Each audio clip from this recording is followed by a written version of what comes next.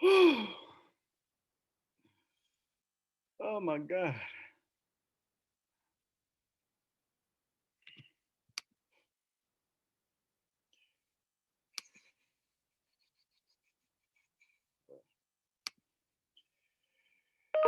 Hey, Helen. Hey, Craig. Oh my gosh. All right. Sorry, that last panel just went right to the wire. I had a feeling, I could feel it. And it was only by sheer force that we that we were able to pull ourselves away. It's like, no, we have to start the next session. Yep. There you go. So good to see you. You too. Hi, Alexia. So Les, how are you? Let me see. I'm doing well. How are you guys? Good, How are good. you? So far, Hello, good. everyone. Good to see you all. Marie. So good to see you, Helen. How's it going? It's good. It's good. It's much better now that I'm getting to be with all of you. Wonderful. And hi, Alexia. How are you? I'm doing well. I'm okay. Oh. I'm just wrapping up on a book that I'm reading, and it took a turn that I don't like, and I can't decide whether or not I want to finish it or if I just want to toss it. Oh So, my. but I guess Well, that's really that's when you're invested in the story, right? So there Yeah. you go. Yes, I read it all the way through. Exactly. right. Regardless, eh? Hey, Emil, how's it going? It's good. It's good. How's everybody doing? Hello. Hi, Emil. Good to see Hey, you. Emil. Hi. Good How's to the Hey, workshop see go? you. How'd your workshop go, Emil? it went pretty well. We had about four candidates, and it was pretty fun, man. We really enjoyed it. Good. Yeah. Great. Mhm. All right, we're just waiting on the other folks to get on. Ian Strawn just got off of hosting the last panel, so he probably needs to take a minute to catch himself. So he should be in a second. All right. Yeah, and is Marjorie there? Not yet. Is Marjorie on? Okay. Not yet. So I'm gonna mute everyone. I'm sure Krista will explain. I'll give the panelists an opportunity to unmute themselves, but for everyone else, I'm gonna just mute. And any questions or comments they can make in the chat. And probably Marie and I will feed the questions to Krista when that time comes. But let's wait another good 3 minutes, 4 minutes, and then we'll start. Okay.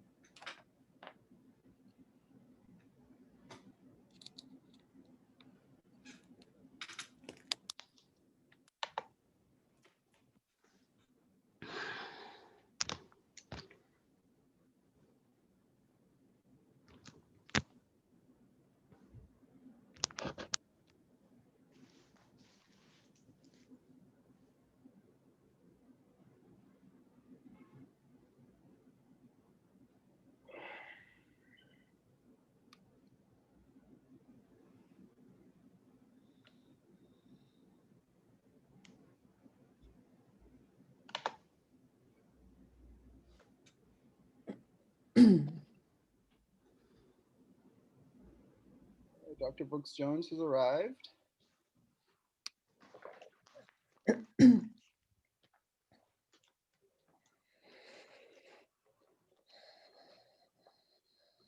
All right, Marjorie, you'll have to unmute yourself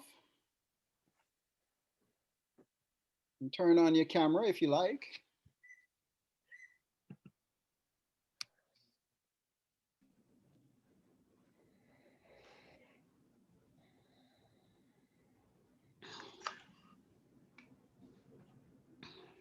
Not better? Can you hear me now? Yes, we can hear you, Dr. Brooks Jones. Oh, God. Great to see you, Marjorie. Oh, hi, Helen. How are you? Great. I'm Good, good. How are you? Flustered. Just flustered. And I'm sitting here trying to, the there were so many stories, you know, and I had such trouble deciding. I'm still sitting here trying to choose between two, you know, but anyway. So Oh, that's a good flusteration. you think? Yeah, I well, I think have one, well, maybe we could talk about it, you know, when we talk. Yes. But I love the stories in your book, in your collection, which I need to go and get, actually. I've left it upstairs. But anyway, you know, the cowboy and there were just so many reads. I mean, yeah. So belated congratulations if I didn't send it to you before. Thank you. Okay, Okay. look like Dr. Strawn is here. Ian, you'll have to unmute yourself. And Krista, you can, I mean, if we want to wait another, oh, and here is Nicolette. Nicolette, you can unmute yourself and turn on your camera if you so desire. I don't desire, but I shall. Can you send me the meeting number, please? What's that? Meeting number. Okay, I'll do that. I'll send it in the chat. Give me 1 second. Yes. All right, Krista, if you want to, I say maybe another minute or two for other people to get on, and then we can start. Sure. Okay. You choose. Krista, Yes. long time no see. Indeed. And belated congratulations to you. You got some award the other day for your teaching, didn't you? Yes, I did. Thank you. Congratulations. When was that? Thank you so Remind me. much. Do you remember when it was? Pardon me? Do you remember when it was? Something equivalent to Professor of the Year, I guess. Okay. She's so modest. Yes, that's what it was. Something equivalent to it, eh? Something. Okay, Ian, I just sent it in the chat. Do you see it? Yes. Okay. Whoops. I gotta go up and get my. So we're still waiting for Nicolette, right? No, I'm here. She's here. She's here. Oh, Nicolette is here. Okay.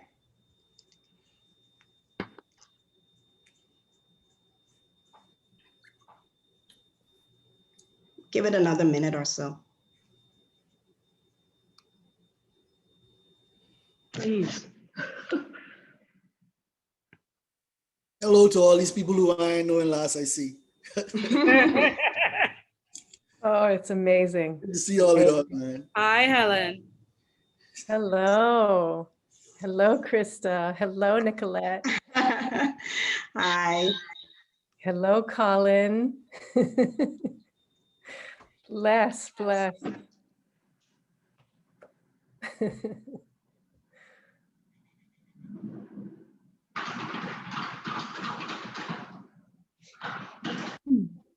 Okay, it's about 5 past. Are we about ready now? I think so. Okay. All right, so welcome everyone to the roundtable discussion. Prophets, Poets, Griots, All. Bahamian Literary Production, 1991 to 2021. The program today is brought to you in conjunction with the School of English Studies at the University of the Bahamas, where students can earn a Bachelor of Arts in English or specialize in creative writing, Bahamian and Caribbean literature, film and drama studies, or linguistics.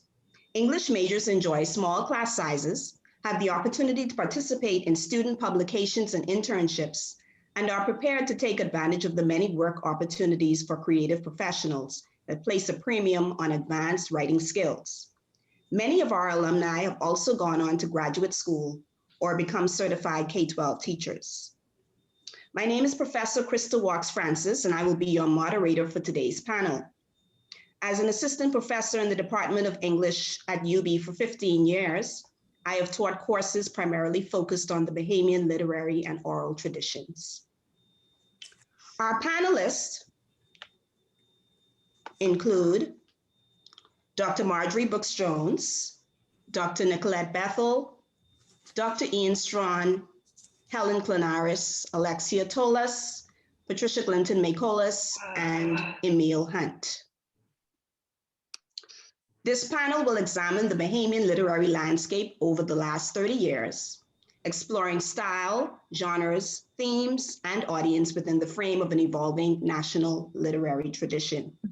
So each of our panelists will speak for about 10 minutes, and then we will open up for questions. But before that, I'm going to just give you a brief introduction to each one of them so that you can know a little bit about what they're interested in and what they're doing and what they have done. Nicolette Bethel has lived, studied, and worked in the UK and Canada. She served as Director of Culture for the Bahamas for 5 years. She is a playwright, theater director, poet, fiction writer, and anthropologist. In 2009, she founded the Shakespeare in Paradise Theater Festival, established Tongues of the Ocean, an online literary journal, and took up a position as Assistant Professor of Sociology at the then College of the Bahamas.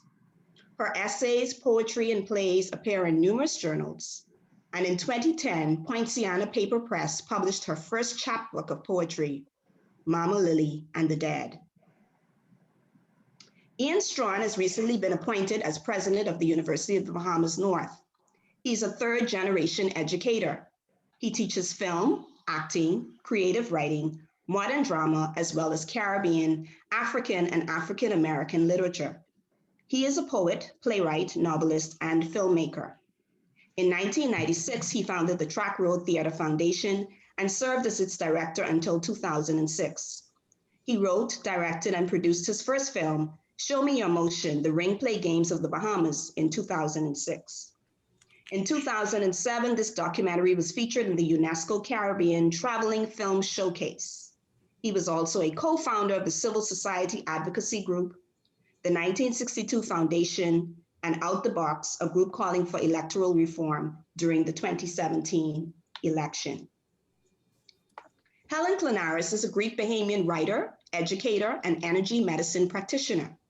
Her short stories and essays have been published in numerous anthologies and journals, including Let's Tell This Story Properly, Haunted Tropics, Caribbean Ghost Stories, Our Caribbean, a gathering of lesbian and gay writings from the Antilles, The Racial Imaginary, Writers and the Life of the Mind, Proud Flesh, Sargasso, Small Axe Salon, Pui, Tongues of the Ocean, Yina, and Anthurium. Clanaris is co-editor of the anthology Writing the Walls Down, a convergence of LGBTQ voices published by Transgenre Press, and her debut collection of short stories, If I Had the Wings, is due out in June 2017 with People Tree Press. Okay, Alexia Tolas was born and raised in the Bahamas. Her writing explores the intricacies of small island life, drawing heavily on local folktales and mythologies to convey realities silenced by tradition and trauma. Her writing has been featured in literary journals including Woman Speak, Granta, and Ada. In 2019, she won the Commonwealth Short Story Regional Award for the Caribbean and was later shortlisted for the 2020 Sunday Times Audible Short Story Award. She is currently working on her first novel. Marjorie Brooks Jones received her PhD from the University of Miami, Florida.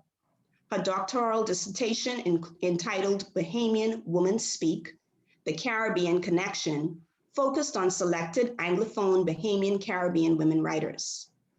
At the then College of the Bahamas, Dr. Brooks Jones served as coordinator of the literature program, department head, and chair of the School of English Studies, SES.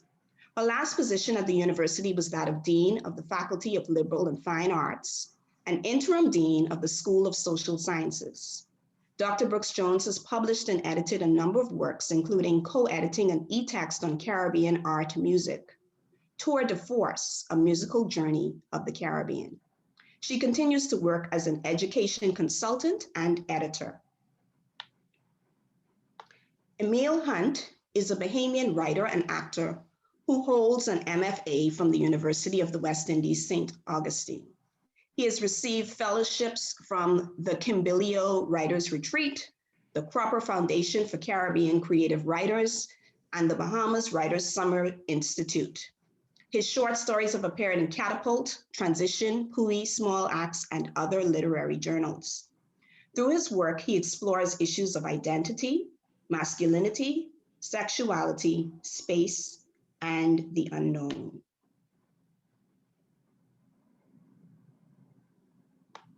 Okay, so can I take it that Patty Glinton is not No, part of? she's not a part of this, no. Okay, noted. All right, so we'll begin our discussion starting with Dr. Ian Strawn, followed by Dr. Marjorie Brooks-Jones.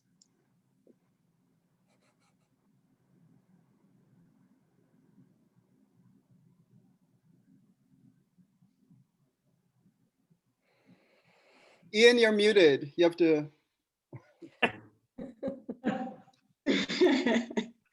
I know, Greg. No, I don't want to start, please. Can someone else begin? I really would rather not begin. Is that okay? I'll begin. Oh, God bless you, Marjorie. I just want to get. Okay. I have to say, I found it so very difficult to decide which text I wanted to talk about. But anyway, let me just begin. Bahamian, can you hear me? Bahamian writer Keith Russell has said of writers, they, quote, imaginatively examine the world that is and story a world that can be, end quote. According to Christian Campbell, who delighted in Russell's interpretation of the work that writers undertake, in particular the Bahamian verbing of story, quote, to story is to tell a lie artfully, end quote. I confess I'm unsure about Campbell's telling a lie, no matter how artfully, for literature often represents truths, albeit in disparate forms. What is relevant, however, is the fact of a preponderance of storying by young Bahamian writers. I have opted today to focus on two such writers, two young woman writers who demonstrate a fearlessness in their questioning and portrayal of Bahamian life. More particularly, what is the work in which they are engaged? Do they write for fun, for the pure joy of playing with words, or do they engage in, quote, the active process of creation, end quote, to draw attention, in the words of Patricia Glinton-Micolas, to, quote, those things that must change. Keisha Lynn Ellis has authored a number of short stories which may be described as political in that they represent concerns, issues, questions that underpin much contemporary Bahamian literary production. In this regard, Ellis is continuing the practice of interrogating social and political realities, a role that Glinton-Micolas deems almost compulsory for Bahamian writers. Her story, The Little Death, offers a complexity in its innovative quality and in its storying. The story structure is not linear. It comprises episodic sections, the present interspersed with flashbacks to imagined encounters, sexual encounters, between a woman revolutionary living in the present and two historic revolutionaries, Jesus and Che Guevara, and a final sexual interlude with her lover Charlie, one of a group preparing to launch a revolution and in all probability die in the process. Ellis's storying centers initially on class inequality, birth and ideas of property and ownership. Jesus's message of peace and love holds no sway for the woman revolutionary, for whom the only possible equalizer is death. A feminized Jesus attempts to bring her heart ease, if I may quote from Lorna Goodison, culminating in a sexual interlude followed by her return to the present and that part of town where, quote, people live in houses and feel secure enough to raise a family, where the offices and factories constitute promises of a bearable future for those who work hard, end quote. The American dream, assimilated in Bahamian society, is achievable, but not for all, for the text opposes the myth of universal peace and prosperity in depicting the steel covering the buildings, doors, and windows as, quote, protection against the rocks and bats of the proletariat, end quote. Still in the present, the woman makes her way to the graffiti door of the revolutionary headquarters when she engages in conversation with her lover, Charlie, whose reciting of his famous Guevara quotation is followed textually by her dream of a conversation with the revolutionary hero in which he asserts, quote, until they realize that they bleed as we do, they will not treat us as equals, end quote. Conversation ending, she experiences another sexual moment, this time with Shea himself. The story interrogates the myth of modernity, the myth of Western progress, argued by a number of post-colonial theorists. It simultaneously challenges the Western penchant for binarial thought as it relates to sex and gender. The text inscribes the woman protagonist, the female revolutionary, in the traditionally male sphere of military action, garbed in unisex military uniform of army fatigues, khaki pants and shirt and combat boots, pointing to a refusal of masculinity and as the normative gender for war. The text thus destabilizes gender norms as it abjures sex and gender separations. The text complicates the concept in its social commentary of revolution with this interplay of past, actual, and present imaginary revolutionary figures, and they're merging into each other in a sexual fantasy in which Charlie morphs into Jesus, who morphs into Shea. The story subverts Christianity's message of love and peace, while it plays in ironic fashion upon the meaning of, quote, the little death, end quote. The woman, now in the present, realizes or seems to realize that there is no oppression, no revolution. The only thing left to her is sexual release. Quote, there is only quiet. My head is light with its lack of words and images. If not for my machine gun heart, my breath like a hurricane, my blood like a tidal wave, I'd think that I were dead. What then does the transgressive strategy of the text signify? Is it a lament for the continuing schism between the poor and the rich, between the working class and their, quote, oppressors, end quote, and the limitations of political revolution? Is this story encoding a questioning, a rejection even, of the master narrative of Christianity, which permeates Bahamian life? Is it a latent call to social and economic activism? Is this the story in which Ellis is engaged? So I chose that story because I found it more complex than an earlier one I had looked at and actually planned to speak about, Nassau Burning, which also speaks to political activism, the development of a sense through empowerment that one can actually attempt to change things. This particular story is more complex in its structure, and in the issues I think it raises, it really suggests a futility almost of revolution. And so I wanted to reread the story and see if my reading of it actually is supported by the text, because it is somewhat pessimistic, unlike the other story that I looked at, Nassau Burning, in which the woman does develop a sense of self and does become empowered and actually becomes somewhat of an activist. So that's my reading of that one. But I also wanted to look at Alexia Tolus's story, which is also political, but in a completely different way. It's more light in tone. Anyway, let me talk about it.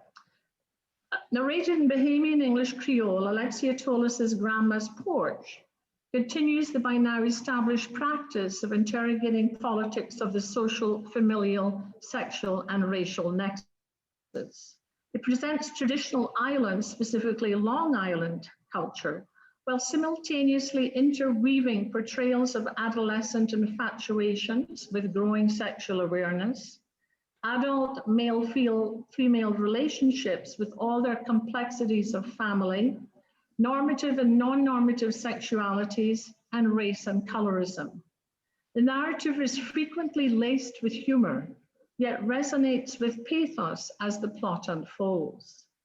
The narrator tells of the arrival in the settlement of Dmitri, his gilded skin kissed by brown sugar, and, quote, the golden glint of his hair, end quote, causing the sun to, quote, blink.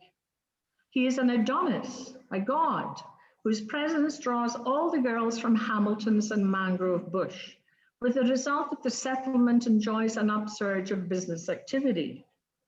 2, the narrator tells of her classmates' change in attitudes towards her. Previously, they had ostracized her because she talked like, quote, real white people, end quote. But Dimitri's familial connection with the narrator fosters a change in attitude. All of a sudden, quote, every girl in school want to act like my buddy, end quote. When the girls grasp that Dimitri actually likes her, they attribute his affection for her to her skin color. Quote, they say Dimitri only like me because I'm white, end quote. A statement that makes her, quote, like to die with laughter, end quote. For the majority of the girls are the same color as she, and, quote, that ain't real white, end quote. Here the narrator succinctly represents the complexities of race and color, complexities derived from the instability of race-color categories defined by island location. As Nicolette Bethel has observed, white in one island may be brown in another and black in another. While replete with humorous asides, the text problematizes concepts of family and belonging, of home. Uncle Freddie, the stereotypical stern patriarch, vows to keep his daughter Sadie from Dimitri, who is looking for one thing only, and beats her, quote, out of love, end quote, when he sees her on Uncle Gully's front step. Uncles Freddie and Shane mock the narrator as Babu, whose wife left him for a space to live in the United States, and who neglects his responsibility to his wife and daughter, now returned to Long Island. He is not home, his involvement with another woman precluding his return. Fractured familial relationships, however, do not appear to create irreparable fissures in the small community. Tolis juxtaposes portrayal of the adolescent infatuation of the narrator and Dimitri as both idyllic and troubling, with representations of gender performativity. Signifying their femininity, the girls, quote, walk on the wrong side of the road to cast their siren song into Uncle Gully house, end quote. And, quote, agree that this summer they must wear pom-pom shorts and spaghetti strap to keep cool, end quote. A gender performance undercut by the narrator's tart remark, quote, I swear they trying to converse with Seagull how much they squawk, end quote. Uncle Gully confuses the narrator with his ex-girlfriend Helen and attempts to camouflage his pedophilic propensities with a seemingly insatiable need to compliment young women. Quote, Gully got plenty girls to tell how good they're looking, end quote.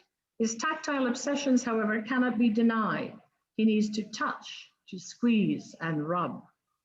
Given Gully's compulsive obsessive tactile behavior, Dimitri's reluctance to return to the house he shares with Gully, with only one bed and blood-stained sheets, is more readily understood. Concomitantly, the text represents homophobia in its rendering of Dimitri's response to Rico's non-normative or different sexuality. Rico, his friend, is sexually aroused when he sees a photograph of two men kissing, whereupon Dimitri lashes Rico verbally. He tells Rico to go, quote, to carry his fussy ass, end quote. Judith Butler's interpretation of gender as performative is opposite to the text here. Gender, she argues, is a compulsory performance in the sense that acting out of line with heterosexual norms brings with it ostracism, punishment, and violence, end quote. But Dr. this, Brooke Jones, I so hate to interrupt you at this point, especially when you're bringing up so many of the interesting themes that we want to get to later. But we really have to finish? pay attention to our time because we have so Okay. many other panelists. All right, well, I just But had one. we'll get back to you with some of those other issues that you were raising toward the end of your presentation. Okay, I Very only had one interesting. more paragraph. Short, a short one, but that's perfectly okay. It is packed, as is the other one, you know, so yes. Yes, thank you so much. You're welcome. So who would like to go next? Dr. Strawn, are you ready yet, or you still want someone else to go ahead? We can't hear, I can't hear him. Or is Nicolette ready? No, I'm ready. I just needed You're ready. the Okay. mic going on, no matter how many So times I press. Nicolette, stand by. You're next. I gotta press it 3 times for it to work. Good afternoon, everybody. It's really good to be here. It's good to see all of you. It's a really, I don't know everyone here, but there's so many special people in this space right now. I'm really humbled. I'm grateful. I don't have a lot to say. I just,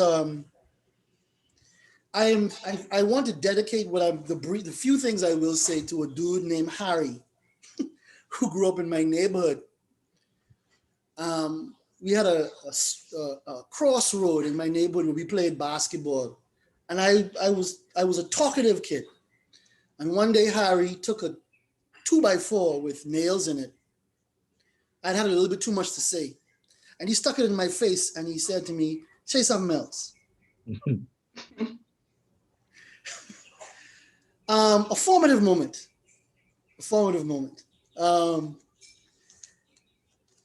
I write because of Harry's. Paul Tiller talks about courage as the determination to transcend the world's effort to deny you your essential being. Something like that. I'm paraphrasing. And I write because I live in a world of inequality, of violence, of abuse of power, of bullies, a colonial world. And I actually have never thought I was going to win my fight against the Harrys. But I write because I believe I have to throw my blow. That's really it. I'm trying to get emotional, but that's really why I have written, to throw my blow. And to be Black, Caribbean, and Bahamian means that I live in margins of margins. You know, I'm not even a high rung Black person. I'm not even a high rung Black Caribbean person. And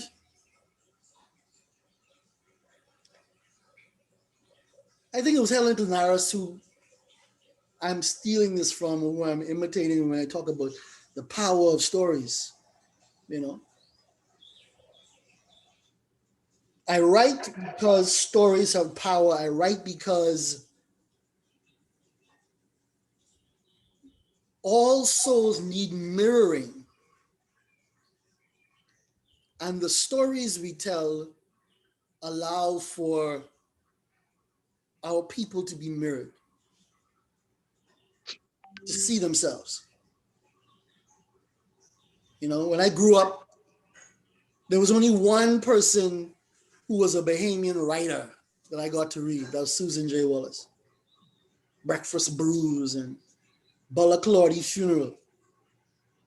You know, mirroring is important. Dreams are important. Do we have a right to have our own? Memory is important. And I feel like I grew up in a country where we want to forget way much more than we want to remember. And I write because I refuse to forget, and I don't want to let anybody else to forget.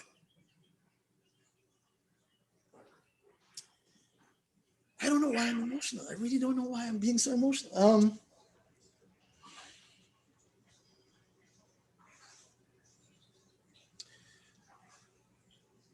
And when you do these things, when you add story, mirroring, dreams, memory, you preserve your humanity. And you choose life and not death. And that's all I've been doing. That's me. Wow. So that's it. You're done. That was a very philosophical take on on the topic. Lots there to unpack. So many powerful themes coming out of your brief talk, Ian. Appreciate that. Thank you. Okay, so Nicolette, you're next.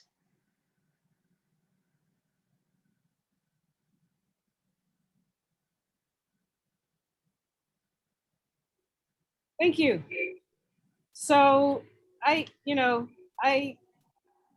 get to do this in the last session, but let me just say this. I'm cussing Craig right now. I should say Dr. Smith, because You're welcome. because he put me on this panel and it's like 1991 to 2021. I can't follow Marjorie. I am not. So I'm going to take a leaf kind of like out of Ian's book in a way, because I just don't know what to say. I'd rather respond to questions. But what I want to do is just say three things. Right? No, seriously, no. I just want to say three things. I want to talk maybe about my writing journey over the last 30 years. And it goes kind of like this: playwright, poet, playwright.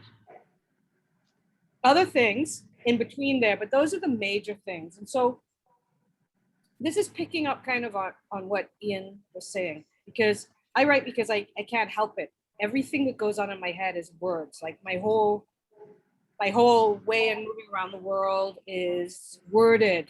When I used to walk up the drive at Queens College, I used to be describing myself walking up the drive in words, like, like a writer. So I just want to read what my take on what Ian is saying is. It's from my last play, Small Acts.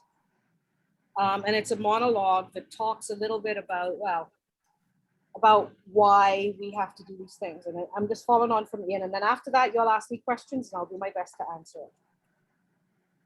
There's a road I drive on every day when I'm ducking traffic.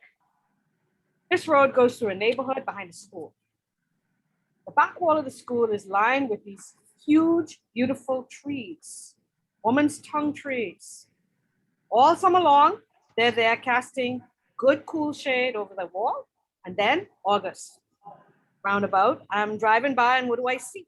Every single one of them has had its branches hacked off. Every single one. Not trimmed, not thinned, not topped, mutilated, destroyed. These trees are amputees. They are in the hot part of the city, in the hot part of the summer. There, where they used to give shade, blessed shade, where they used to filter the air, where they used to suck up the dump smoke and turn it back into oxygen so we could breathe. There, There, all along the perimeter of a school that makes its children stand at attention and collectively pray to some brutal, saw-wielding god, the trees are cut. Not down, not killed, just cut. All their beauty gone. All their glory gone. All their leaves and their shade gone. Just trunks and naked tree bark left. This is how we treat one another. Let us go strong and proud. Let us breed, little ones. Let us cast shade for others. Let us heal. Let us nurture. Let us make the world better and watch out for the chainsaws. This is the world we have made for ourselves. The minute we stretch our arms up for beauty, for glory, for God, some brutalizer comes along with a chainsaw and cuts it all off. And why is this? I'll tell you. Slavery was a long, brutal process, stripping the humanity from the people who were enslaved. Long, brutal, systematic, and detailed. And it worked. It left us, the descendants of Black Africans throughout the post-slave world, convinced that we have no humanity. Scratch the surface of whatever we do to ourselves, and that is what you will see. We don't deserve beauty. Beauty is for people. We aren't people. When some of us respect ourselves enough to refuse to take what is prescribed for us, the rest point fingers and say, what happened? You think you people, eh? Is it any wonder we think work must be unpleasant, difficult, joyless? We were brought here to work as beasts and less than beasts, and we were bred to believe that work must be as it was then. We could not be more wrong. And that's me. Okay. Oh. All right. Can we move on now to Helen? Helen, are you ready? Can't hear her.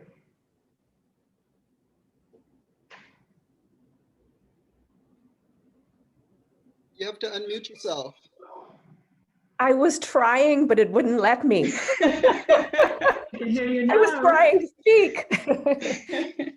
Oh my goodness, I am also feeling very emotional. Nico, thank you for what you just read as well. I think I wanted to bawl listening to you. Whew. Yes, I'm ready to speak, and I just want to say too, I'm so grateful for this time to be with all of you. I love my home, is what I want to say. Okay, so I'm gonna share. So I'm talking about, well, you'll see. I'm talking about Bahamian womanish writing at the turn of the century. And here we go. August 19, 1992. Ian Strawn's play, Fatal Passage, had just ended its run at the Dundas, and a national election had just been held. The PLP had been voted out, the FNM voted in, and change, for better or for worse, depending on where you stood, was at hand. In 5 days, on August 23rd, Hurricane Andrew, Cat 5 hurricane, would rip through Eleuthera and go on to wreak havoc across many of our islands, leaving behind damages in the millions. I had just returned home from university. I had a job writing features for the Tribune. While there, I heard about another writer. I'd read some of her work. She didn't work for the Tribune anymore. I liked the way she wrote. All heart and spirit and outspoken passion for justice for those society deemed marginal or even illegal. I decided to find her. When Lynn Sweeting and I met, it was sister, friend, love at first sight. I suspect we both felt marginalized in our respective families and in our communities, though for different reasons. We had both taken to writing to make sense of it. I was queer, Greek, intensely feminist, working out what it meant to be a Greek white Bahamian in a majority Black country, reckoning with the traumas of colonization. Lynn was a white Bahamian, or so she thought at the time, intensely feminist, straight, differently abled. Within a few months, we were scheming about making a journal for women's writings that we called Woman Speak. By the fall of 1992, we had called in a gathering of writers, women who would also become cherished friends and mentors. Marian Bethel, Nicolette Bethel, Lalawati Manu Raming, Daphne Wallace Whitfield, to name a few. And we published our first volume, a humble, eclectic beginning that bore the energetic fingerprints of our collective yearnings for a feminist literature, a Bahamian feminist literature. In the opening pages, I wrote, and I quote, Woman Speak began as an idea for a supportive network between women searching for new definitions of woman, of power, of relationship, of what is sacred. Marian Bethel affirmed this beginning with her letter published in that issue, in that volume. Dear Helen and Lynn, what a revolutionary step you've both taken. A bold, a womanish one, a woman's journal in Nassau, in the Bahamas, the first of its kind. I am beside myself with excitement, plenty faith, and plenty hope. You are both so brave. And you're asking the rest of us to be just as courageous, to break the silence completely, to turn the feelings and thoughts inside out and print them for all of us to share.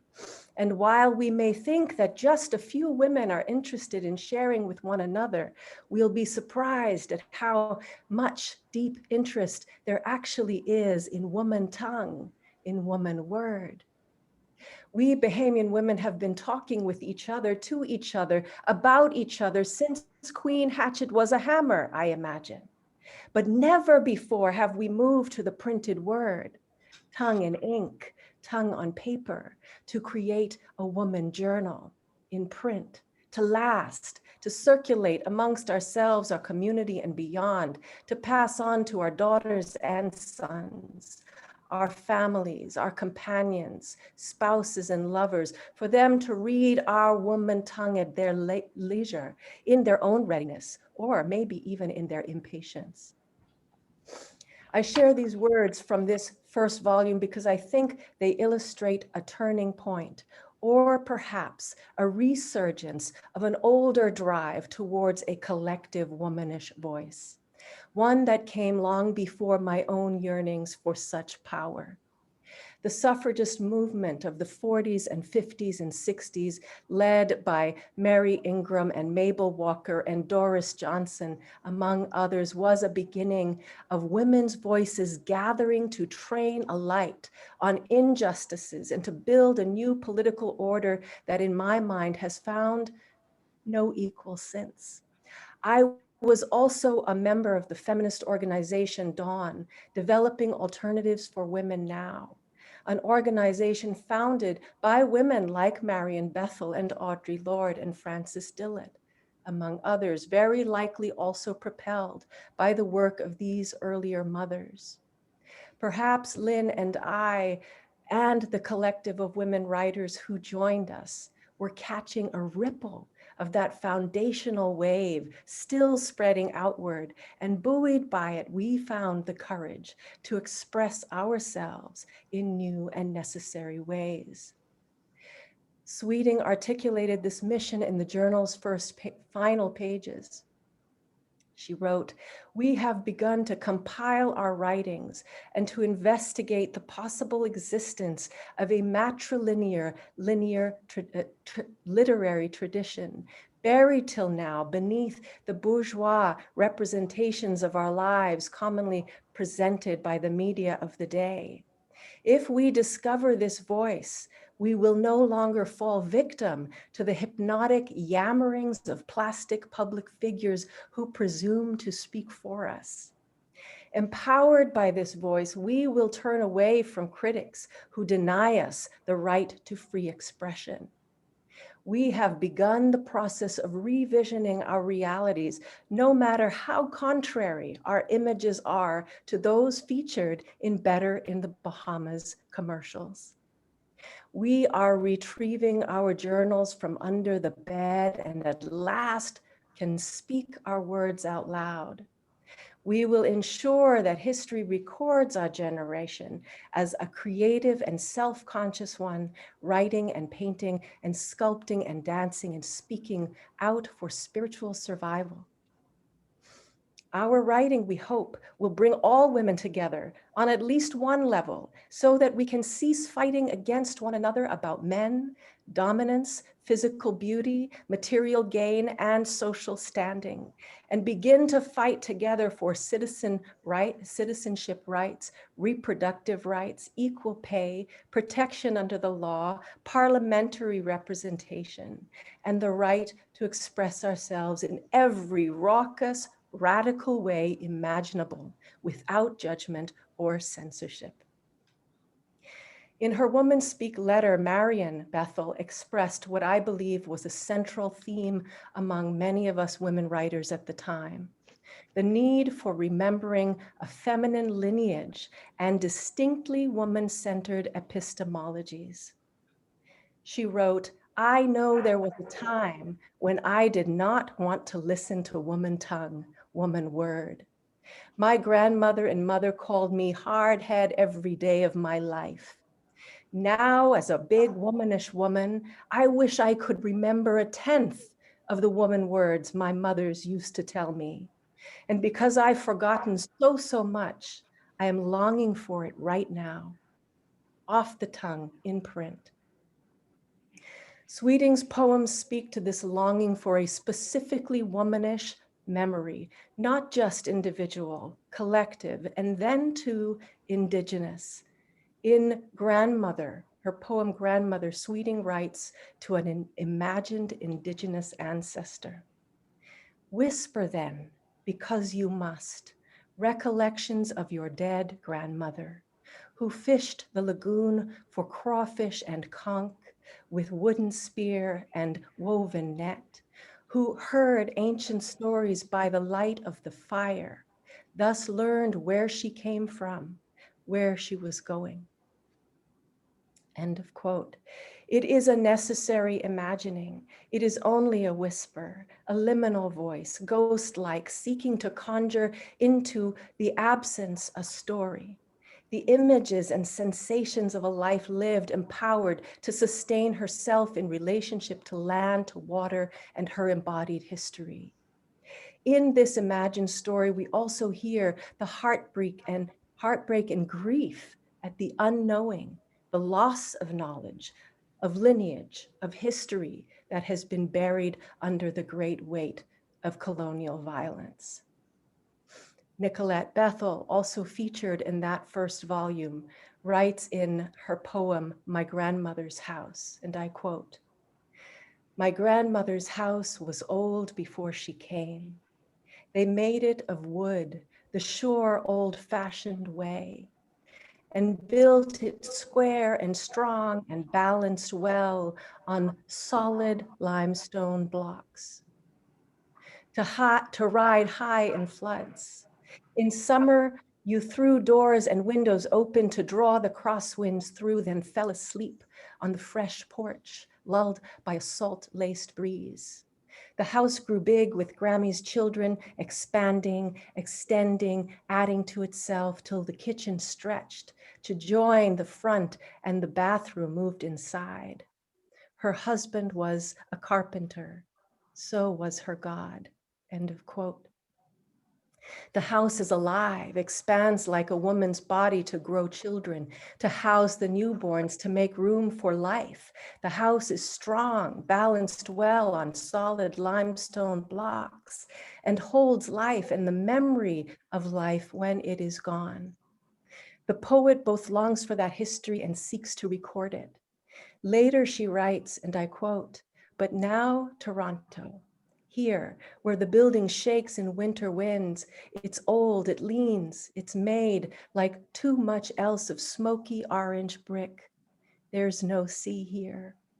These buildings house no carpenters. I left my Bible home.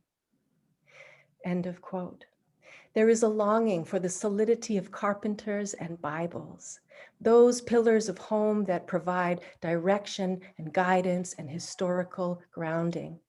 We have a sense that the poem becomes the new house, where memory of life can carry on, where the poet can still see and smell and touch what she senses she is losing, and perhaps what she has already lost. The poem becomes a well-built house for remembering in places where it is cold and there is no sea. The house, like the poem, has to be well built, has to be old before she came, because we sense there is already a loss to guard against, a shoring up of life, the wisdom of building on limestone blocks to ride high in the floods. There is already an experience of the hurricane and its flood waters, biblical in proportions. The devastation of a history of colonization that made the house old before she, grandmother and poet, got there. The builders know to build strong and well. This is the legacy the poet is remembering in a place that is not home. Also a part of that early Woman Speak collective was Lalawati Manu Ramming, remembering her origins, ramming rights of a grandmother too, and the losses and new possibilities for self-identity that come with migration. I quote, "I heard you were the first to belong nowhere. Born on the wide Kalapani between Calcutta and Port of Spain on a ship unknown. Your eyes were the first to embrace El Tucuche and Sierra de la Ripo. You were the first to season your curry mango with bandania, wild coriander, shadon beni, instead of true dhania, coriander from India. In one breath, Ramming mourns the departure from an older history and home, India, and the sense of unbelonging that comes with the leaving, the being born between two worlds and belonging to none.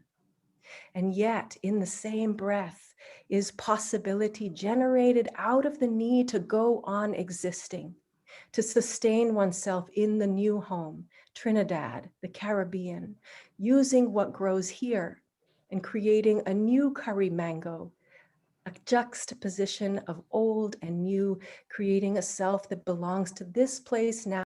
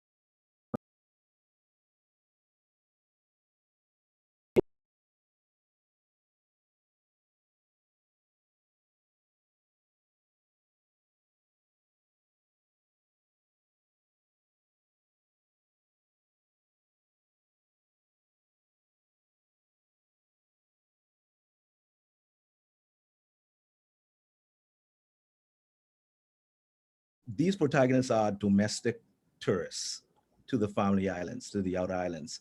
And if we look at tourism as a form of colonialism, and we consider everything that goes along with that, then one thing that stands out is the idea of these protagonists becoming empowered once they reach this, once they reach these islands, once they reach this new Eden, this safe place. And so I want to look at some examples of this. Firstly, looking at some examples of this empowerment these protagonists, receive. And so I'll begin with Christy Cartwright, her story, Rain. And so her character her protagonist, 12 years old, has just landed in Cat Island, and she meets Cammie, her counterpart. And so the narrator states, she came up close and put her back to mine, announcing to my family the similarity of our height. Then she hooked me with her arm, interlacing it with mine, and said, "We're like day and night." I was embarrassed that she made such barefaced reference to our difference in color, but after a moment shrugged my shoulders because it was true. I was what most Bahamians would call hard red or high yellow or mango skin. My light brown hair and clear pale eyes were where I held my pride. You can go far on this island with color like that, but don't let it get to your head, else I can have to tell you about yourself. Okay, and so this is Cammie talking to the protagonist who has just landed on Cat Island, and immediately our protagonist is given the way of the land. She is given this endless possibilities. She is told of the power she has, to free run of the land. You can go so far, and so it's very interesting how she is, immediately empowered as soon as she lands on this island. Next, also looking at Alexia's story. It's actually the same quote that Dr. Brooks Jones just read, and it's looking at Dimitri. And this is Dimitri's arrival from Nassau into the settlement. It says, the boys catch feelings when Dimitri pull up in the settlement. They were smelling the oats from May. They was only waiting for someone to spread them. But then this god show up. Now all the girls from Hamilton's and Mangrove Bush came flocking to see him. Suddenly, they must come to Aunt Shelley's shop for grocery. They walk on the wrong side of the road to cast their siren song into Uncle Gully house. They agree that this summer hot, so they must wear pom-pom shorts and spaghetti strap to keep cool. And so, again, we see Dimitri, this outsider, this Bahamian outsider, coming into this family island space and immediately being empowered. And so, like I said, if we think about that, if we think of them as tourists and we think of the colonizer comes and wields power and enforces things. But when we look at these protagonists, we see them actually being empowered. And just even the title with my story, Riding Out the Storm with the One-Armed Man, the title itself. So the people on this island, they are used to storms and they anticipate this storm arriving. And so they go to a local bar to, pass out the storm. And then the one-armed man arrives. And so even the title, Riding Out the Storm with the One-Armed Man, the storm that is so central to their being, so central to their existence, to their culture, has now taken sort of a backseat to this one-armed man. And so he becomes the central focus. And so looking at the idea of embracing sexuality, I think it's very important to note, I actually forgot that out of all of these protagonists across the 3 stories, they don't have a name. They don't have names. And I thought that was very interesting because, again, it fits into the idea of the outer islands being this sort of paradise, this new place where you can start afresh and create this new identity. And in creating this new identity, these protagonists embrace their sexuality. So I want to look at our unnamed protagonist from Alexia's story. And when she decides to have sex with Dimitri, I want to read it. She she says, so when we go to the canal the next day, I don't fight Dimitri Hans. I let him go deeper in my bathing suit. I let him graze my nipples till they pucker. I let him pet the silky webs between my thighs. I let him tear down the coral spires and sink the pirate ships. And when grandma turned off the outside light and called me in, I push out the window screen myself, okay?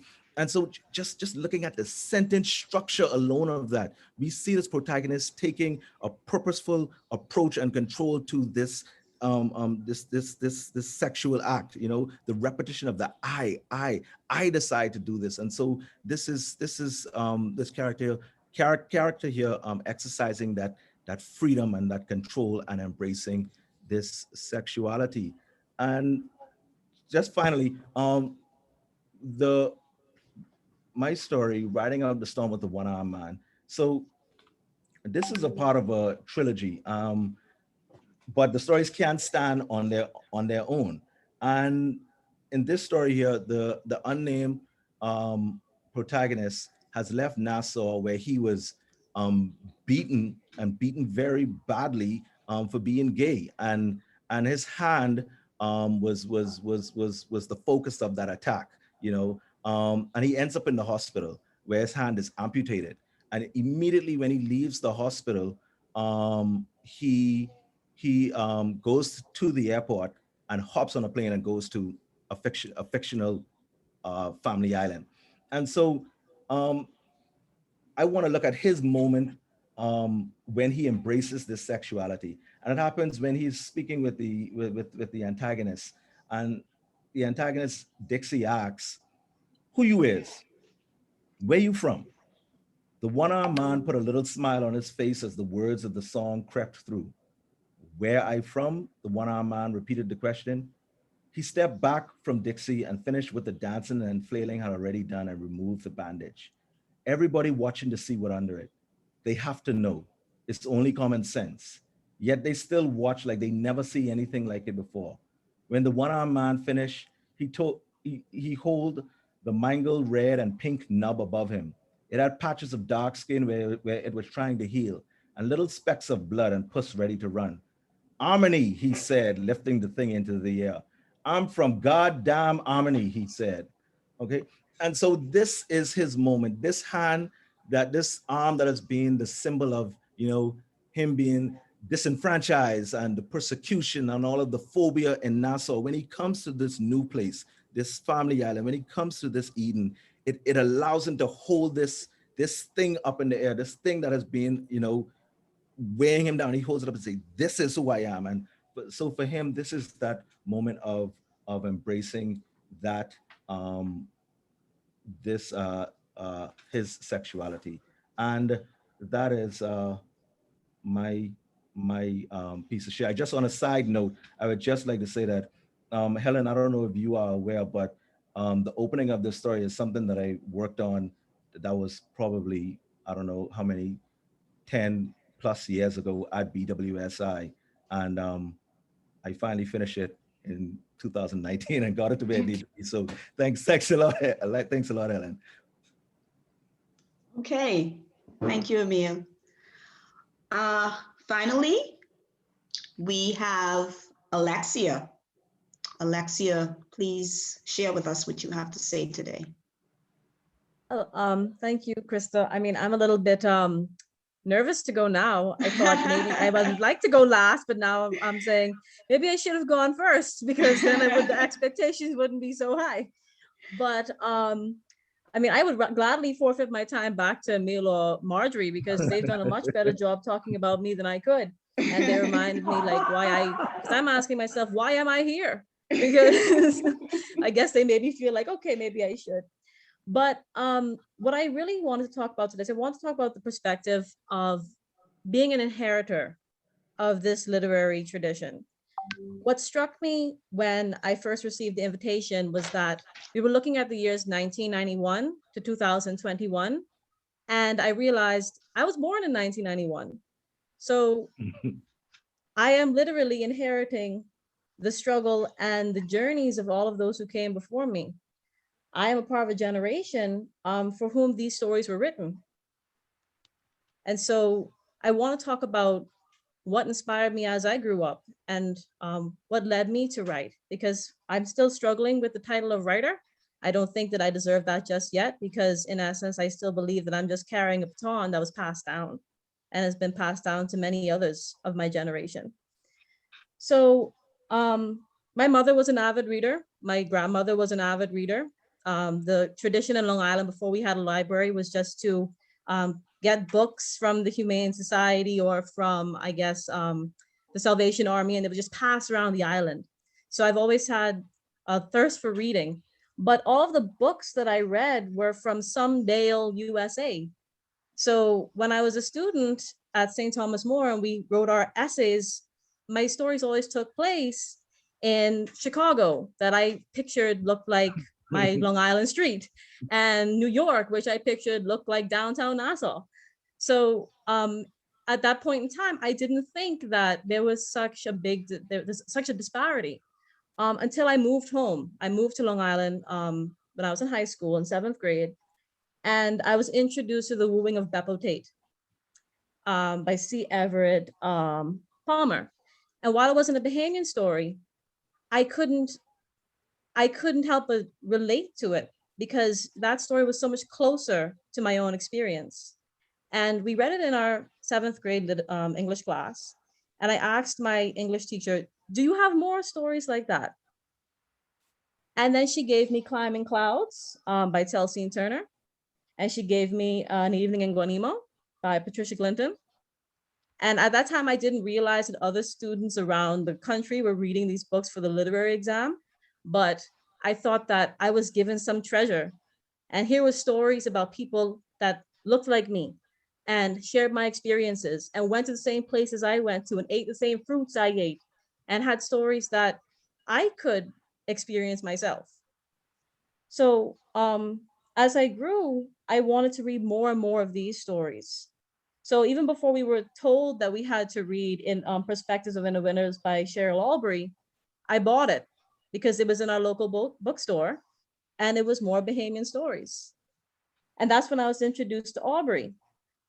And for the first time, I saw a story about the darker side of paradise. Someone told a story that didn't have, the caricatures of happiness. We didn't have the people who carried the drinks. They were people and they had stories beyond the tourists who came to just to luxuriate in our space. And that's when I began writing, because while I enjoyed the happy stories, I found that the experiences that I myself had and those around me were being painted over. Then when I came to the College of the Bahamas, I was introduced to more stories that I thought shared my experience. So I was introduced to Helen Clinaris, and I even had a chance to work in a workshop with her once, but at that time, my writing was so tawdry and paltry, I don't even think she remembers that I was there. So I understand completely. I read stories by Nicolette Bethel, Marion Bethel, Christian Campbell, and Ian Strawn. And then I had classes with Ian Strawn. I had classes with Ivy Higgins. And I was in a class with someone whose writing I just didn't read because it was handed to me. I was actually talking to the author. And so then I realized not only do these stories exist, not only do Bahamian stories exist, but they were written by people that I'm speaking to. Mm-hmm. I'm speaking to this person. I'm conversing with this was a real person. And so that made me believe that I could write as well. The stories that I had could be shared. Someone out there would want to hear the stories that I would have. And that only that thought was only strengthened when my professors allowed me to write a creative thesis for my senior thesis. I wasn't the first. I might have been the second or third, but they indulged me and my 113-page thesis. And that just gave me the strength to continue once I left. And so when I graduated in 2015, and I was still wondering, what am I going to do with my life now? The first thing I did was I went to writing. And even after I left college, even after I graduated from the former College of the Bahamas, my professors were still there for me because my first piece was published in a journal that Dr. Craig Smith encouraged me to submit to. And that only gave me even more courage to continue putting my work out there. So even though for every story I got published, I had 7 rejections, I still felt someone wants to hear it. Someone wants to hear this story. Someone knows what I'm going through. Someone knows what this protagonist is going through. And now to hear that the one story that I was told needed to change. I was told I needed to do a complete rewrite. To know that story has touched so many and still encourages critique, and so many people seem to like find themes that I didn't even know were there. It just makes me believe that this again is just me carrying on a legacy that began in the year I was born in 1991. We had some brave souls say that we exist, the Bahamas exist, and we would like to put that on paper. We want to document our experiences. We want them to be shared with the world. And the more and more examples that we have of that courage, the more bravery we inspire in the generations that come. Yesterday, I attended the poetry contest, and I don't remember who said it. I don't know if it was Sonia Farmer or if it was Cavante Cash. But one of the ladies said that when they were in high school, there weren't as many poets. You were that one person, the little weirdo in the corner, who wrote and dabbled. But now we see so many students engaging in writing, who are taking a passion in documenting their experiences and sharing them with the world. And I see that that legacy that was established in 1991 is continuing today. So I just came to say thank you. I've come to say thank you to those who came before me, those who handed the baton, and you're still running. So that's all I've come to say. So thank you so much. That's a fitting ending to the presentation, talking about those who are still running, but yet they're handing the baton on to others who are coming as you are and as Emil are, and so many others. Wow. Audience, I hope you've been preparing your questions. You can go ahead and post them in the chat. And while you're doing that, I will just get started with our panelists to ask them a few questions so that they can expand on some of the things that they've been mentioning. Helen, I don't know if you recall giving me a copy of a little play called The Death of Silence and New Ceremony. I don't know exactly when I got that or the context of the exchange, but I found it when we were right in the middle of the lockdowns. And, you know, everyone was home. You couldn't go anywhere. You couldn't really drive anywhere except to the grocery store. And so I started looking through my files and organizing things. And there was this little folder with The Death of Silence and New Ceremony by Helen Clunaris. I don't even know the year that it was written. I don't know if it was ever published, but I sat down and I read the whole thing and I was like, wow. What happened to this? Like, why isn't this out there?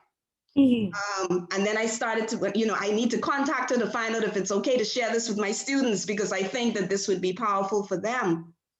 Can you speak to us about that piece a little bit and how it fits into what we've been talking about? Yeah, thank you. Wow, I don't remember that exchange, and I'm so grateful that you found it. That was written, I think, gosh, in the late 90s. Okay. You know, it definitely came out of all that I shared with you all, you know, the early 90s and women's writings, and realizing that we could break silences, we could speak truths that were not, you know, that were supposed to be hidden for generations and generations. And that came together late 1990s, and it was actually performed at the Dundas. for 3 nights, I believe. Hmm. Yeah. That the Death of Silence was an attempt to create ritual theater, an attempt to create ritual theater out of sexual violation. And it was an attempt to bring some measure of transformation to sexual violation through ritual that was public. Really, that's how I can describe it. You know, through a gathering of women who were both acting and participating in some kind of public ritual. Mhm.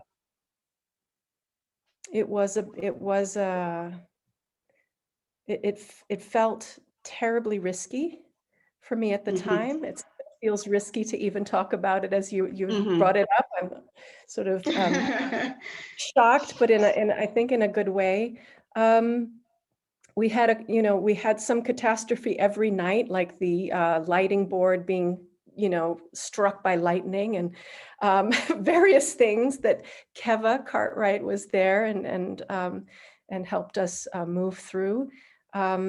I always had a sense that we weren't supposed to be, it's the edict of anyone who has experienced any form of sexual violation knows, thou shalt not speak, and thou shalt not be aware, and thou shalt not tell this story.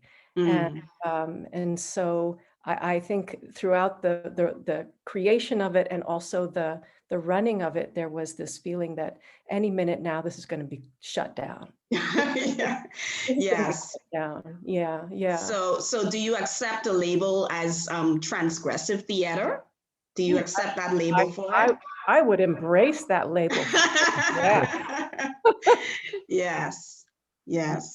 Yeah. But And I was so pleased to find that and to be able to read that, and that's beautiful. Please do yeah. share it wherever you'd like to share it. Thank you so much. Thank you. And then you spoke toward the end of your presentation, you gave a beautiful metaphor of the old house. Yeah. And then those who are coming and the view from the planks and all of that. Can you finish that a little bit? And then after that, I want Marjorie to sort of give us the conclusion that we were not able to get from her. Yeah, I wanted to hear that conclusion too. Well, I have to thank Nico for those words, and for that. When I was asked to do this panel a few days ago, I had an idea of what I wanted to speak about, but a few days ago, I went and looked for that original volume of Woman Speak, and I went through it and I read every poem again, and there was Nico's poem and several others, and it was only at the end of the writing of that piece, when I've been thinking about women's knowledge and women's lineages and resistance and the visioning of a matrilineal literature, when I was sort of asking myself, well, what was it for? What were we doing? What were we trying to see? I remembered that line from Nicolette's poem, that there were gaps in the planks, and we were, that showed her that there were other worlds, that we weren't just stuck in the old house. If you want to think of the old house as the house that colonialism built, or the house that patriarchy built, or the house that capitalism has built, all of those kinds of old houses that we have been all of us stuck inside, whether it's white supremacy, as a consciousness.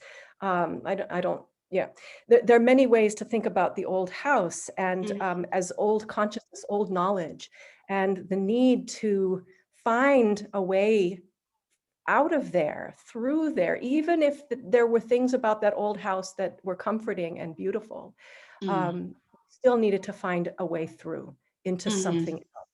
And that is what I was saying, that I think that these writers that I was so privileged to get to know during that time, that there was a theme of that time was, we can speak, we need to connect with the past, but we need to make a way to go forward. We may not know what that new house looks like yet, but we're going to write our way towards it. And we're not just doing it for us as women, we're doing it for our country, we're doing it for our nation, we're doing it for men, women, everyone, you know, and that felt very clear to me, but that we could not do it. We had to do it by connecting and rooting ourselves in what had come before, and particularly a woman's way of knowing. One of the things we needed to connect to. So, yeah. Yes. Thank you. Marjorie? Yeah, thank you. Just before that, I was thinking in reference to Alexia's story and what your thou shalt not speak. And of course, it's also in Alexia's story with the insinuation of pedophilia, you know, and Dimitri's reluctance to go back to the house he shares with his uncle, with only the one bed and the bloodstained sheets. And you remember the grandma, can't remember, the grandma making sure that somebody asked if Dimitri was going to be okay staying with his uncle, you remember? And the grandma said, yeah, he's fine. The implication that because he was a young man, he would be okay, you know? And yet, if that were true, so to speak, why did he clearly not like being there? You know, did he know of his uncle? His uncle always had, he had this obsession, he had this compulsive need to touch all the time, which obviously made Dimitri, but it's the same thing, thou shalt not speak. So when the girl asks the grandmother about, will he be okay? And she said, yeah, you know, yeah, i.e. he's a male and therefore he can look after himself. I mean, there's only a couple of lines, but there's so much in those couple of lines. You know, the veil of silence is thrown over really her questioning of whether Dimitri is emotionally or physically in harm's way as he stays with his uncle. You follow me? Yeah. So, and that's really what that's basically, Krista, what I wanted to say, that it's a revisioning too of the islands, in this case Long Island, as, you know, a paradisical site. It's deconstructing that again, because you read it, and of course it's very humorous in many places, and so it's light and you enjoy the humor and you enjoy hearing about the lives and the girls and the pom-pom shirts and the, you know, this stuff, and you laugh. But underlying that, of course, there are all these tensions, you know, men who go off and don't come back to their family, don't support their family. And so there's a lot in the play, while you have this overlay of paradise, you know, in Long Island and community and grandma making sure everybody gets food. You know, no one's going to go hungry because she's always looking, checking to make sure everybody has food. Very much a kind of, you know, the backyard in olden times, where everybody, it was a community and everybody looked out for everybody else. And so you have that represented, I think, in that. But Long Island, but underneath you have, of course, all those tensions that still exist, you know. Yes. So, I mean, you know, you've got race colors and you've got a lot there. So that's basically, it was going back to the paradisical myth, you know, the myth of paradise. And if I may, can I ask Emil a question? Sure.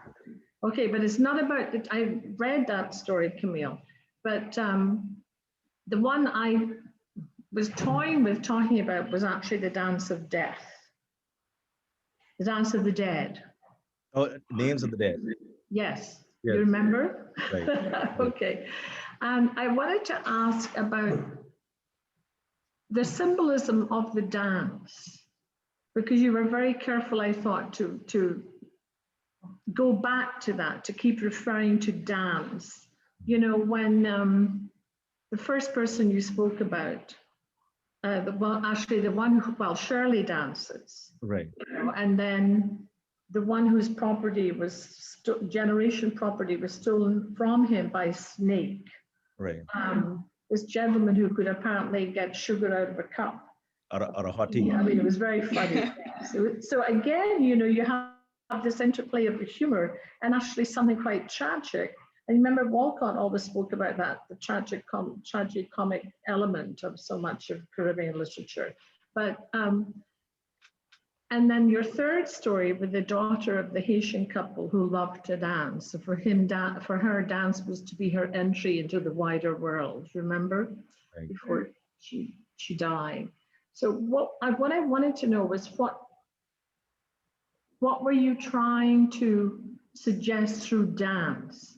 Was that you're using memory, if you will, of the importance of dance, you know, to Africans when they first came, Right. or were brought, I should say, here. So can you expand on that for me a little bit? Because you were insistent in the references to dance. I don't know if you know the story. I don't know if many of you know the story, but there's a character, Shirley, who's abused by her husband. And before, he empowered her through dance. That's what the story says. Remember, she would spin. He would capture and she would spin on the dance floor. And of course, when she becomes emotionally wounded or scarred and physically, to the point that she leaves him, she spins for the rest of her life on the street. She just spins everywhere, dancing in dance. And so I just wondered if what you were trying to say through using the dance as a motif in the story, because it's a very sad story, really. Ugh. Yes, that story was published with Transition. That's yeah. So I know exactly. I think what I was trying to do there is just like basically like what you said, speak to the power and the connectivity of that art form for people of African descent. Yeah. You know, that way of connecting, you know, to your culture, to your history. I think it's very important. And the reason why I went with that, because one day I read, and I can't remember, I think one of the stories opened with Earl Lovelace's quote, "The dragon can't dance," and I found it here on the shelf now, and I'll read it. And this really what inspired it. It says, "The children dance too, coming home from school in the hot afternoon when the sun has cooked the castles of dog shit well, so that its fume rises like the incense proper to these streets. They dance, skipping along, singing calypsos whose words they know by heart already, swishing their skirt tails, moving their waists, laughing, their laughter scattering like shells into the hard flesh of the hill. Dance, there's dancing in calypso. Dance if the words mourn the death of a neighbor. The music insists that you dance if it tells the troubles of a brother. The music says dance, dance to the hurt. Dance. If you catch in hell, dance. And the government don't care, dance. Your woman take your money and run away with another man, dance, dance, dance. It is dancing that you ward off evil. Dancing is a chant that cuts off the power from the devil. Dance, dance, dance. So yeah, I think the idea of just dancing as a form of you know that connectivity and that and rebellion, you know, Liberation. yeah. Yeah. Okay, so I wasn't quite off the mark there, but anyway, so. Hey, Krista. Yes. I see there's some questions in the chat. So because we're limited in time, can I just read out the questions in the chat for the panelists and they can go ahead and respond? Sure. Yes. So we have a question by Basha Monkur. I know the roundtable is focused on the past 30 years of writing and literary exchange. However, I wanted to know from the panel where they see Bahamian literary productions in the next 30 years, or what they hope to be able to say of the writings that are to be produced in the next 30 years. We have another question from Sonia Farmer. What do we need now?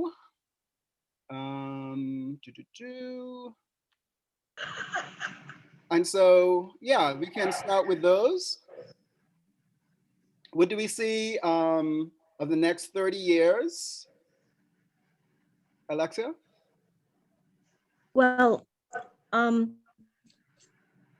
me, I find that in my experience, especially in our little circles among my college friends and other writers, not only in the Bahamas but also in the wider Caribbean, you see an emergence of stories that deal with magical realism, with science fiction, with speculative fiction. So we see, I think that a lot of our stories moving forward are going to incorporate different genres that bring us to the forefront of not only Caribbean literature, but of world literature.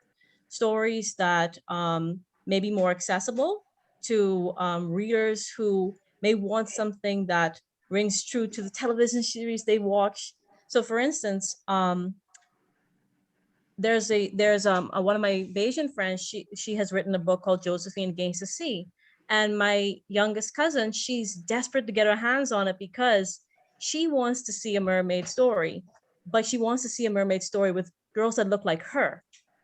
So she sees a girl in a story that has become so prolific in the space that she inhabits.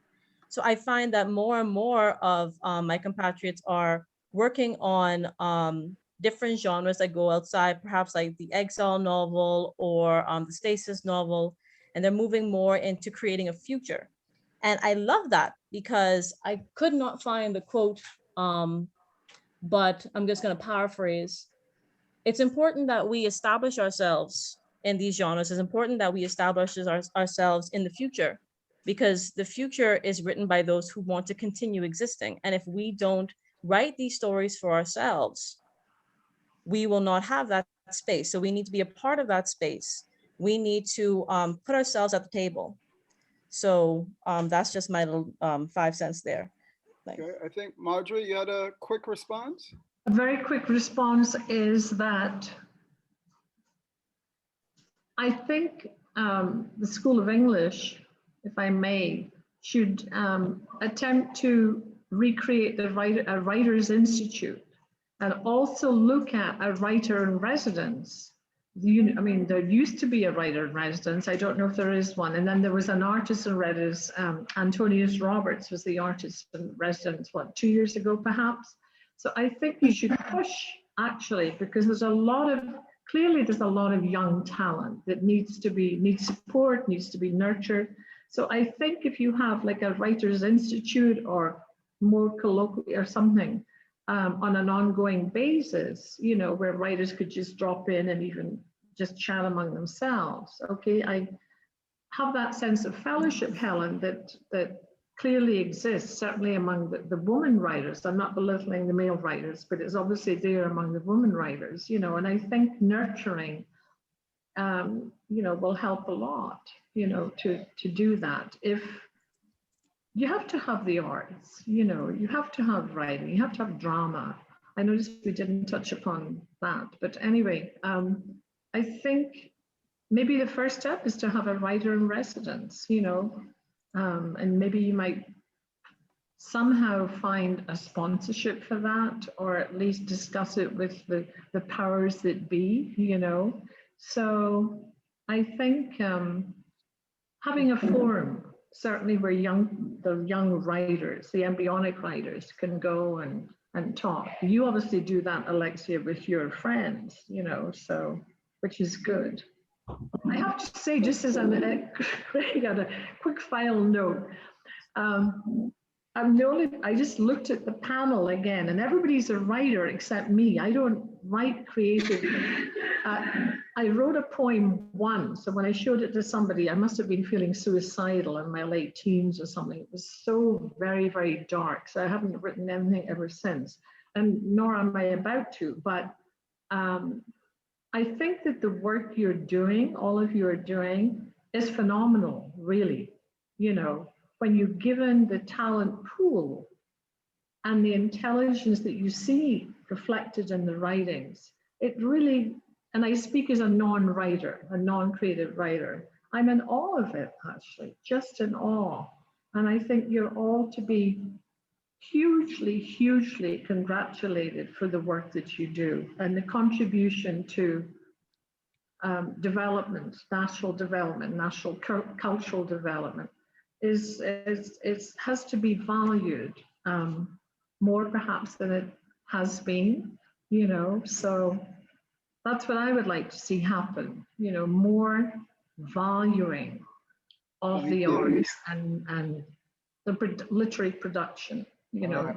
Whether it's Thank you. All right, we have a question directly for Nicolette. Nicolette, you say your journey as a writer has moved from playwright to poet and back to playwright. I wonder what you think drama can do for Bahamians at the current moment that poetry cannot do. That is from Peter Bailey. Mm.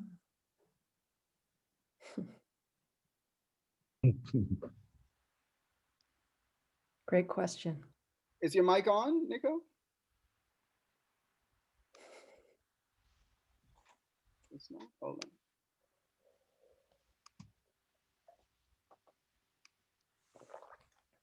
Thank you. I turned it off because of the dogs and the lawn. Oh, okay. So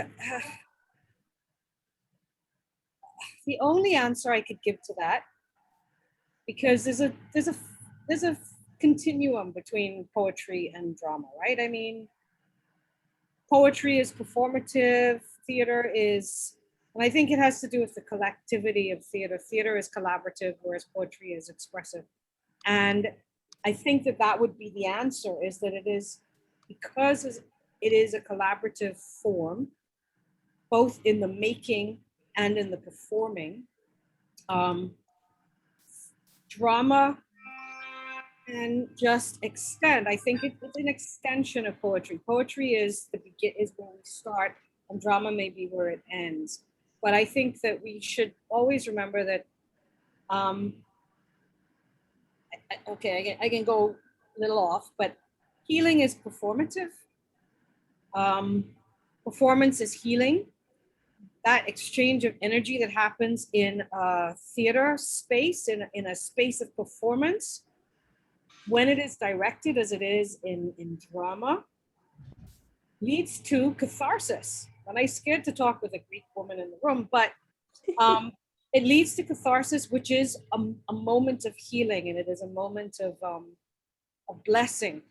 And ritual is theater, and theater is ritual.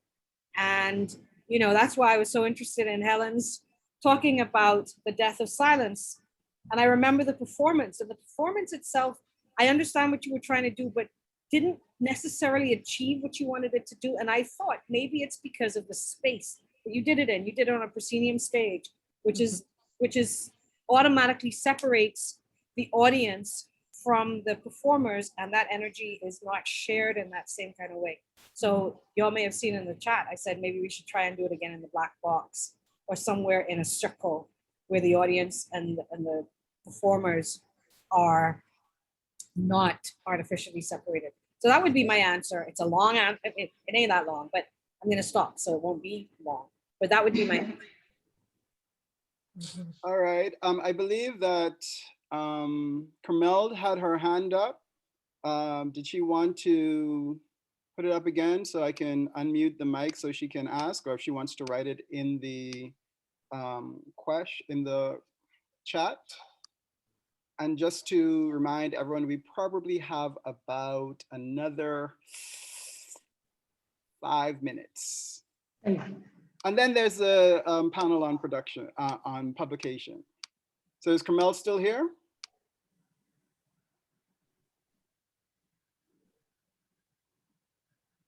No? Okay. Alexia's comments are, so Pam Burnside writes, I'm not sure if this is a question. Alexia's comments are interesting, but I would be sorry to see Bahamians writing in other genres in order to satisfy others, because we, the Bahamians, so need to know our own stories in the first beginning in order to develop a true sense of who we are as Bahamians. Just saying, so much work to be done. I'd love to see something started for beginning. Caden Baker, mermaids were mentioned as an example of future Bahamian stories, but do you think there is a chance for Bahamian or Caribbean mythologies to become popular in poetry or other literary genres similar to European mythologies? That's by Caden Baker. So basically we got mermaids. What about Bahamian mythologies? Can I go ahead, Dr. Smith? Yes, please. Well, certainly. I certainly believe that Bahamian and other Caribbean mythologies can become popular. And while I've lost all my eloquence because today is Friday and I have 4 classes today, but so to speak, I wouldn't say that we're writing for others, but we are asserting ourselves in genres that were exclusively for white males. And so by pushing ourselves into a space that was that we were excluded from for so long, allows us the opportunity to grow. But in regards to popularizing Bahamian and Caribbean folklore, that's something that I'm trying to practice right now. I'm currently trying to find a place for a story that revolves around Chickchanis, and another one around the Pretty Mollies. These are all stories that we share with, like, our grandmothers share with us in our homes, but those are stories that I think that can go to the world and that other people from other parts of the world can enjoy. So I certainly believe that there is definitely a space and there's definitely a demand. Would anyone else like to address that? Yeah, this is going to kind of address that and also address the very first question about the next 30 years. I don't think you have any idea what the next 30 years are going to bring. I mean, like Helen is talking about what she sees that we were doing in 1991. We had no idea. We were just writing, right? You just write, and what comes out is that meeting of time and space and who you are, and then when you look back on it as a scholar or a historian or whatever, then you start to see the themes emerging. But we had no idea that we were writing about the same kinds of things. We didn't, yeah. Yeah, I want to piggyback on that because I think some of the things that I, as a writer, and I know many of us are wrestling with right now, are these huge global catastrophes, these climate catastrophes, we're in a global pandemic right now. In a few months here in California, the fire seasons will start up again. In a few months, hurricane season will start up again. These very large issues of survival are very much on my heart and mind, on my spirit. And I know that my writing is seeking the kinds of genres and inspirations like, our Caribbean mythologies or folklore to create a response that not only exposes how we have been victims to these kinds of huge forces, but how we can meet them and move through them and overcome them, or find structures, new houses that will sustain us, that will carry us through to another place. That is one of the themes that I definitely see us being immersed in over the next 20 to 30 years, for sure. Did anyone else want to respond to? We have maybe 2 more minutes per person. Final thoughts, final words. Well, I'm typing stuff, but I just wanted to say that, I mean, Helen made reference to Ian Straughan's play, Fatal Passage, was done in 1992. And what Ian was trying to do at that time, and what was on my mind, and it was on maybe other people's minds as well, was how to, I mean, it's old stuff now, but how to make sense of being in that place that is the place where Europe and the Americas met. And what does that mean? And what does that mean cosmically? And what does that mean historically? And what does that mean for us? And Ian had this scene and this incredible epic of a play that I think people should read, where he has all the dead under the water speaking their histories in this incredible scene. Awesome. Mm-hmm. Mm-hmm. Anyone else? Final words? Alexia, Dr. Brooks Jones, Helen, are we all done? Are we good? I think so. All right. So let me throw it back to Krista to finish up. But if I may make a comment, I'm hearing a lot of talk about different short stories, and my mind is like, well, where do I find these stories? And it seems to me like, there's a need for an anthology of Bahamian short stories. Yeah. That's an So excellent idea. Yeah. let's see what we can do and get that together and collect some of these old stories that are already out there, but also maybe part 2, we create some new stories as well. So that was my contribution. I'll pass it off to Krista to finish up. That's a great suggestion, Craig. Thank you all very much, panelists. It has been great to reconnect with most of you that I haven't seen in quite a while, and just to engage with you in this space. And so I just want to say thank you so much for all that you've given us to think about and to reminisce about, and to make plans for the future in terms of what we want to see and what we want to do in our writing moving forward as active participants in this Bahamian literary tradition. And so with that, I'll just simply end by saying the Blue Flamingo Literary Festival will be back next year, bigger and better. So if you're interested in helping us to create more workshops and further supporting creative writing in the Bahamas, please visit one of the links below to make a donation. You should see my post in the chat. Your donation will be designated for the BFLF or English Major Scholarship. Thank you, everyone, for your participation. Thank you for sharing. Thank you for your honesty and your candidness, and just thank you. Thank you so much.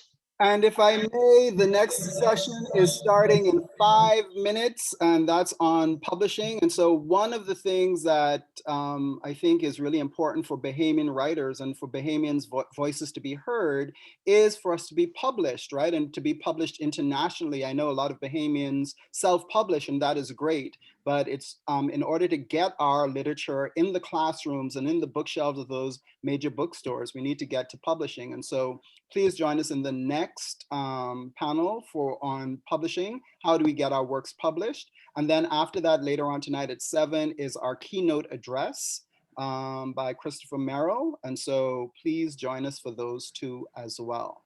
So thank you all, and see you in 3 minutes. Goodbye.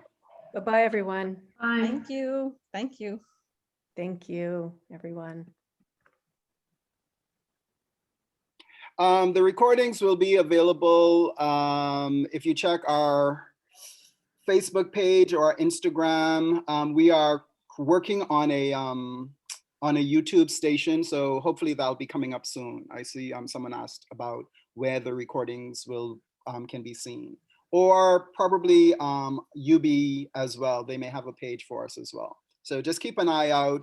Contact us if you need the information. Blue Flamingo Literary Festival @gmail.com, or Blue Flamingo Literary Festival on Facebook or Instagram. All right.